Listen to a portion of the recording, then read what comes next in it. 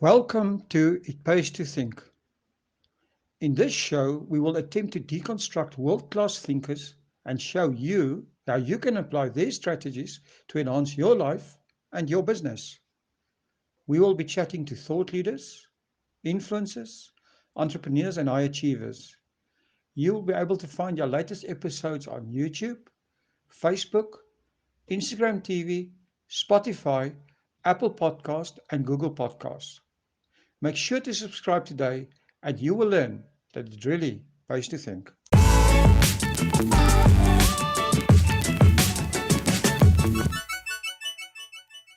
Good day, everyone. Today we are speaking to Zareef Minty. Zareef is the Chairman and CEO of Zareef Holdings. Hi, Zareef. How are you? I will. Thanks so much for having me on the show today. No, I'm glad that you are on the show. I mean, I say that you are the chairman of a holding company, but actually you're so much more. If I had to give your introduction of what you've achieved at a young age, it would take me 10 minutes, but I'm going to leave that to you to, to tell us about everything. No, Right? I So, really appreciate it. I did start business from a young age. I practically started my first business at the age of 16. But I mean, just to touch on a bit of my bio, I've made the Forbes Africa 30 under 30 list about 2 years back. So I have a media company, and that media company made it on the Forbes Africa list. I've been on a leadership show called One Day Leader. We ended up winning the show. It's on SABC One. It has about 4.5 million viewers every single week. So I won season 4 of that show. I've also been, recognized by many different other, media platforms and many other like entrepreneurial platforms. So I was listed as one of the top 100 entrepreneurs to look out for in South Africa, with the likes of like your Patrice Motsepe, Puti Mahanyele, your Quentin van der Bergs, a good mixture of a lot of entrepreneurs. I mean, some of them are exceptional people. I mean, just being listed next to someone like a Quentin van der Berg, whose net worth is incredible, or someone like a Patrice Motsepe, who owns, Time Bank and is doing phenomenal things now with 5G. It's just incredible to actually be listed among them. But away from that, I'm a lawyer by profession. I've studied law at Wits University. I'm a radio host. I write for a lot of different media publications. But I think my main aim in life is just purely to be able to inspire people and, change people's lives. And that's what my passion in life is all about. well, that's awesome. So just to go back a little bit, I mean, you studied law, but it seems to me like that's just giving you a background. Are you actually actively practicing, or is that just a credential you have at the moment, or are you actually practicing law as a lawyer? So I have the ability to practice. So I'm done with my boards, and I've been admitted as an attorney in South Africa. But the thing is, I hardly practice, to be honest with you. Well, I'm someone who's very focused on innovation and disruption in markets and with business. I love business. Business is my first love, and I mean, what I use law for is practically, I believe in the whole triangle concept. So you have to be able to have business, have a bit of a legal backing, and then be able to market yourself very well. So if you have those 3 dimensions to you, you can practically take any product and develop it, That can be a person, it can be a product, it can be a service. So I use it in that sense. Law plays a very important role when it comes to just making decisions or anything to do with business. But at the same time, I do offer my services to friends and family. If anyone needs any assistance, a contract to be done, an NDA, if they want me to represent them in court for any small matters, I'm very keen on doing that. And it's just purely based on the fact that, it's family and friends, and you'll do anything for them. Well, that's interesting. So, your business journey, you said you started your first business at 16. So, what did you start? So I started up a clothing company. So I was still in high school in the Northwest Province, from a very small town, very close to Stilfontein and, a few kilometers away from Potchefstroom. A place is called Klerksdorp. And Klerksdorp is, as you know, well, it's become a lot more developed now. They've built like a really nice mall there, and there's a lot of development. There's a lot of Chinese money that's now in the province. But previously, I mean, when I was still in high school, it's still a small town, and the mindset in small towns are very different to the mindsets in like a Johannesburg or even a Cape Town, for example. you're constantly thinking of the system. So the system means that you go to school, you get a job, you have a family, and you practically run the system generation to generation. And I didn't feel very familiar and very comfortable with that. So I used to travel quite a bit to Johannesburg every single weekend. On a Saturday, I would be in like Sandton, Melrose, Rosebank. And instead of going out and, meeting people and going for suppers and stuff, I just spent a lot of time finding mentors. So when I was 16, I used to look at all the people who I used to notice on like, media platforms and on TV. And I used to always just feel the need to be able to associate myself with them. So I started, I was just fortunate enough to be in similar spaces. So I would see them and I'd go up to them and, introduce myself and build a relationship with them. And one of the people that I built a relationship with was like the likes of Kenny Kunene. So I started up a clothing company because I saw a gap in the market where people were not really doing influencer work at that stage. The idea of using celebrities to be able to push through a product wasn't actually, a concept at that stage. I mean, now it's called influencer work. It's practically done by every single company and every single person on social media. But back then it wasn't a thing. And then I took my clothing and I said, look, I mean, if you're looking at my competitors in the market at that stage, it was people like Kip Kip and a few of your local brands in South Africa that were not really using celebrities. So I said, let me start using celebrities and we can grow this brand and I can actually end up competing with a lot of these companies. So I ended up, and I mean, it's a funny story. I ended up, waiting outside Kenny's home, gave him a few of my T-shirts, and then I didn't hear from him for a while. And then the next time I saw my T-shirt was on his show on ETV. So he was just doing his second season of his show. And he was actually wearing my T-shirts in the promo of his show. So he kept on playing all the time on ETV, people telling them, look, the next season of So What is coming out. But my T-shirts were being shown the most. I mean, I got so much of media publicity from it. Radio platforms started calling me and asking me about the brand and what's my plans for the future. But the best part about it was I started getting corporates calling me. So like Prime Media would call me up and say, look, we want to put you on our vendors list. We have an event coming up. Can you source us, this product? Can you be able to provide us T-shirts? Can you give us what we need? And a lot of other corporates followed. So I'm a 16-year-old now, traveling to Johannesburg during the week, missing a bit of school as well. But I'm, closing off transactions with corporates, which is really, really cool at that stage. So yeah, that's exactly how my first business started. So I'm very interested in this because I mean I know Klerksdorp quite well. So this is a mining town, right? I mean Klerksdorp is and you're right, it's a small town, but it's in between Stilfontein and Orkney, which is even smaller towns. That's correct. So really, there's no real fashion industry in the Northwest Province, right? So or in that area. So where did this did this idea for clothing purely start commercial? Or did you actually have a love for fashion? Because you seem to be, I've seen a few photos and stuff, and you look fashion conscious, as if you like to dress well and stuff like that. So, did it come from a family? Where did this clothing idea come from? So I think I've always, I think it's something that you pick up from a young age. I think I've always been aligned to things that are aesthetically appealing. Things that look. I just always loved the whole crisp look to things. So if a person's clothing is crisp, it must never look baggy. It must always be well fitted.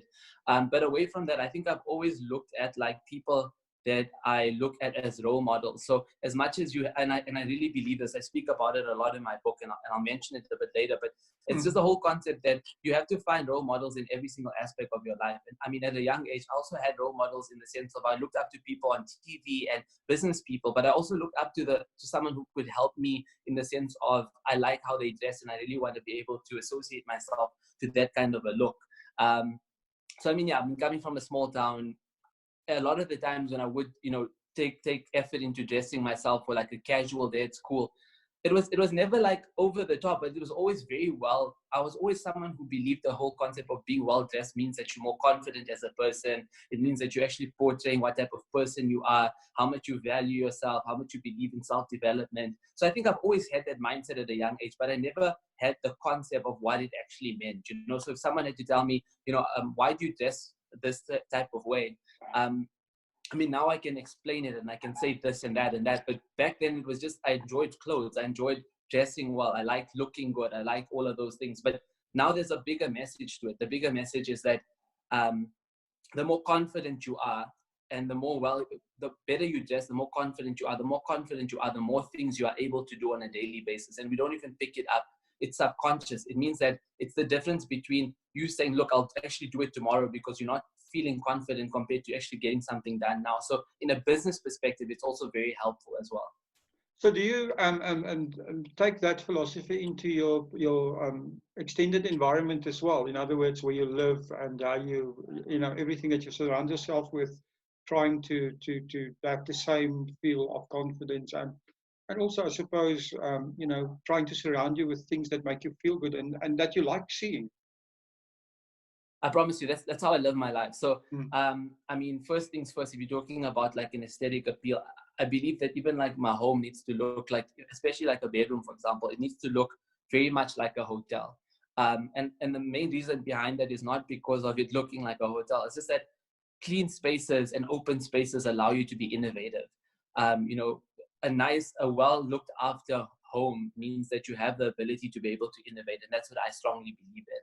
But away from that, I think I've always spent my entire life believing that concept, you know, of constant developing yourself, making sure everything's the best that you can possibly do, developing every single aspect of your life. So yeah, I've definitely lived my life that way. You know, even in my book, I speak about the fact of rewarding yourself. So every single time a deal would go through, for example, in business, or I would achieve something, I always link it to a certain item, you know, so it could be anything, something that you'd see on a daily basis. It might be a watch that I might purchase because you know, a deal went through, or I made the Forbes list and I might buy me a watch. And the reason for buying the watch isn't to boast or to be able to show people what you have or what you don't have, for example, but it's more based on the fact of seeing it every single day. When you see the watch on your hand every single day, it's a sign of success. It's a sign of you having the ability to achieve something. So it builds up the confidence within yourself, because if everything that's around you, you know, indicates moments of success, you automatically building that mindset in yourself to believe that anything is possible. And that's just the whole idea behind it.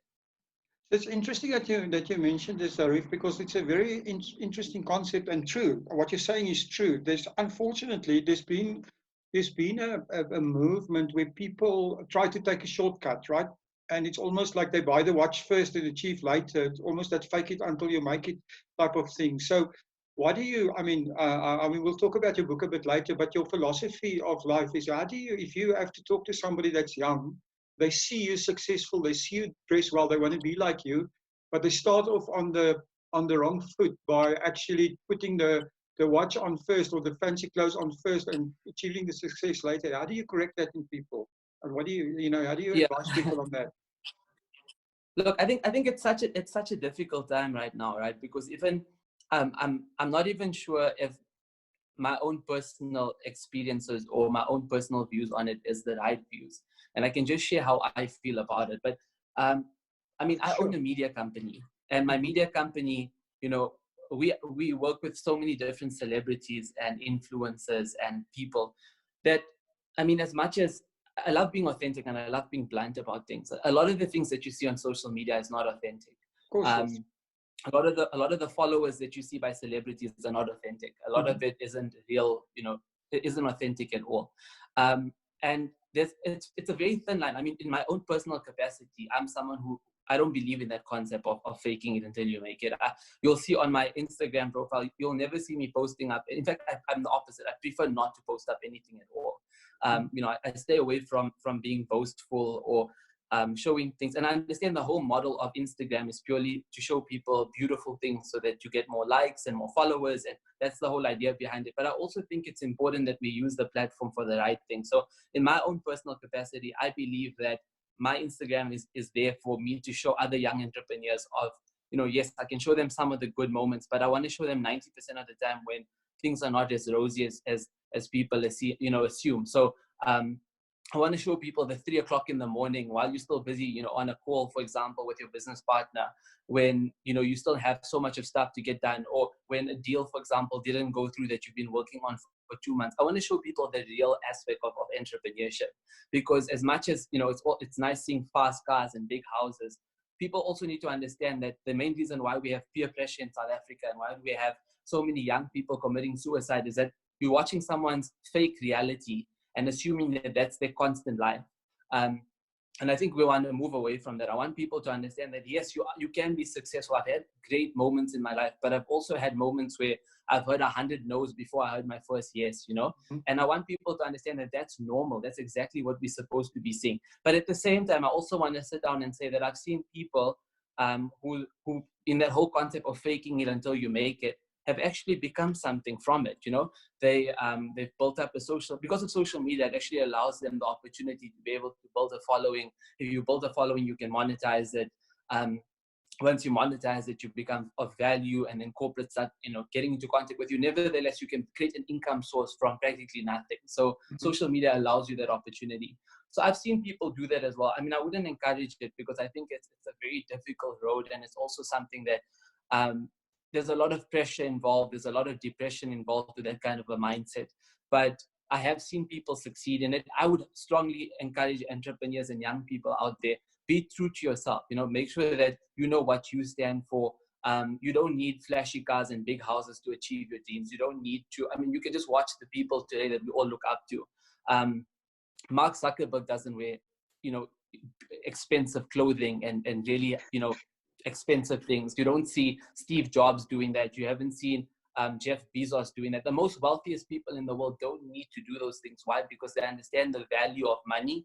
And they understand that you can become extremely successful.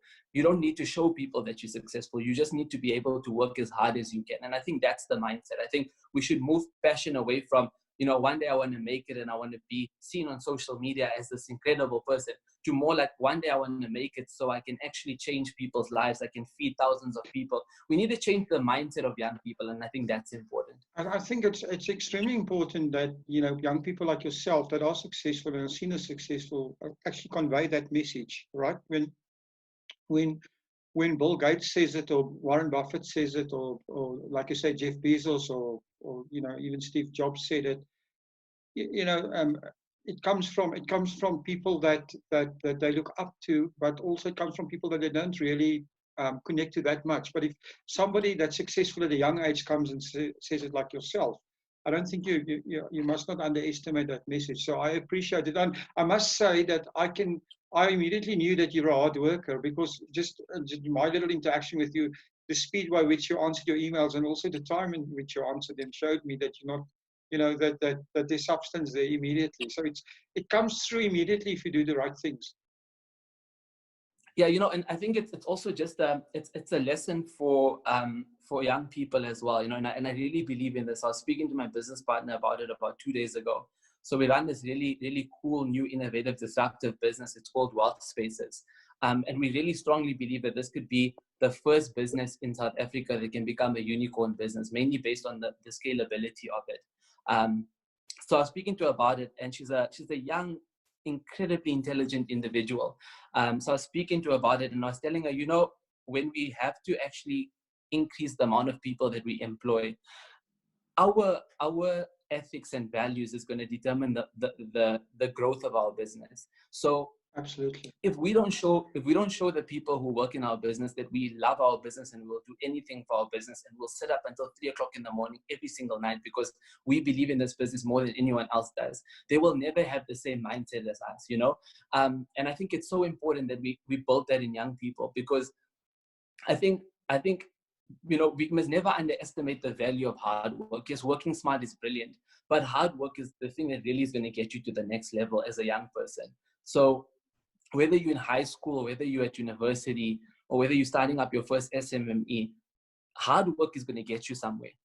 As much as people can say they don't have a network, or they don't have mentors, or they don't have opportunities, if you work hard, everything opens up for you. You just become extremely lucky. That's exactly how it is. The more harder you work, the luckier you get. So I just want to encourage a lot of young people to go out and do that.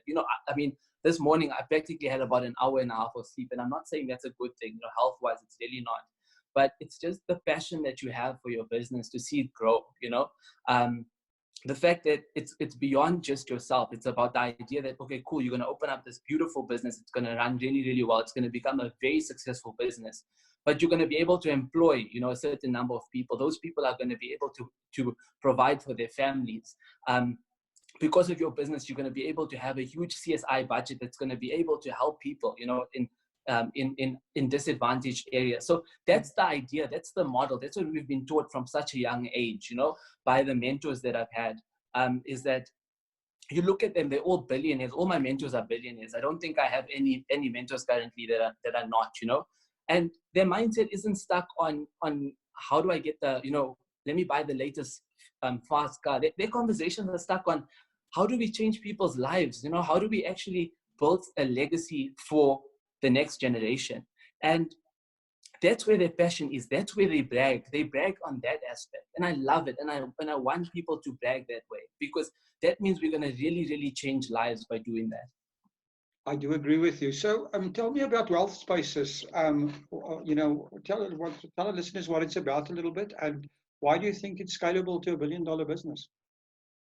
Sure. So, and I think we were just so lucky with the pandemic. The pandemic is such a horrible thing, and it's gonna harm so many people's lives in South Africa and around the world. But there is some good that comes from every single bad. And sure. We were just fortunate. Yeah, we were just so fortunate to be one of those companies, because we created the model based on the fact that in 3 or 4 years' time, it's going to be very valuable. But we never thought that it's going to get, we're going to speed up the process so much because of the pandemic that it's going to become relevant now. So the whole idea is that we're looking at South Africa as a country, right? So we have a GDP and we have an economy. Our economy obviously is going to take a huge hit over the next few months and over the next year at least. We're looking at a massive percentage downturn. But away from that, what does it actually mean to the everyday South African? So, they're predicting anything between 2 to 6 million jobs being lost. If you're taking away 2 million people, hypothetically the smallest figure, you're taking away 2 million people from corporate South Africa, and you're saying that there's no employment available, there's 2 options for them. Option number 1, go overseas and find employment. Or option number 2 is to become an entrepreneur. So we're going to have a lot more SMMEs in South Africa. That's a good thing as well, because SMMEs are the reason why the economy can grow. If we have more SMMEs, it means more job opportunities. They can grow a lot more faster than corporates can, employ a lot more people, in that aspect. So it's very, very beneficial for a country to have a lot of SMMEs. But most of our SMMEs in South Africa, about 85% of them fail within the first 2 years. So, and they fail for 2 reasons. One is that they just don't have the business knowledge on how to actually run an SMME or how to build a business and scale it up. And the second reason is that they have high expenditure. So because of the whole social media life, again, you have to have a really nice office, you have to have staff, you have to have this and that and that. They all take on all of that unnecessary pressure. And before they know it, they signed the lease for 2 years, for their office space, and now they can't even pay their rent in the second month. And that's the main reason why a lot of SMMEs fail. So we said, okay, cool. How do we solve this issue? How do we fix the problem for SMMEs? And the main reason is, like I said, high expenditure. So we created a model where we actually offer office-like space to entrepreneurs for about 249 Rand a month, where you get free coffee, free water, free Wi-Fi, free parking every single day. Opportunities to network, opportunities to be able to meet the biggest and most successful people in South Africa and around Africa as well. The most wealthiest people, have networking events with them. Everything available to you for 249 Rand a month. And the whole model is based around the fact of using existing space in South Africa and actually developing locations for them to be able to use those spaces. So we currently have about 38 locations in South Africa. We're looking at getting to about 100 locations within the next 2 to 3 months. And the whole model is, it's extremely scalable. So, the goal for us is eventually to have about 4,500 locations in South Africa, and then expand to the UAE as well as Nigeria and a few other countries as well. We believe that's going to really help a lot of entrepreneurs, purely based on the fact that, yes, we are solving the main issue of expenditure, but we're also then going to be providing them the support that they need, which is also another reason why SMMEs fail. So, the business is growing really nicely. We've spent quite a bit of income on development of like a mobile application, just to make it extremely convenient and friendly to your everyday entrepreneur. But yeah, it looks very promising. We're very excited for what wealth spaces can do in the future. Okay, that's awesome. So the other business, like you said, you have a media company, and the way you described it, it sounds like you almost have a media company that's focused on social media and influencer marketing and stuff like that. Or what else do you do there? What does your media company do? So in fact, our media company was created purely based on traditional media. So we targeted a lot of like radio platforms, a lot of like newspapers, magazines, and we worked a lot with celebrities. So we've done a lot of like endorsement deals with celebrities and corporates, and that was practically how the model was created. The whole media company was based on that model of it being your one-stop shop for every single entrepreneur. I mean, so every single celebrity, every single high-profile celebrity would want So to actually is be it the agency associated. model? So you become the agent for a celebrity or entrepreneur. Is that the model? Exactly that. It was based on the fact of like, Okay. so because each celebrity has their brand can actually expand, right? So if you really Mhm. know how to monetize a brand, you can be able to make so much of money off it. Now imagine if you have 250 of the most influential South African brands under your media company. I mean, the growth potential of that is extremely high. You're not Oh, limited absolutely. I to. mean, South Africans have a big advantage in that you have two sets of image rights. You've got your local image rights, and you know this as a lawyer, and you have your international image Exactly. rights that can be Yes. sold, which makes it, us unique. So, Exactly that. yeah.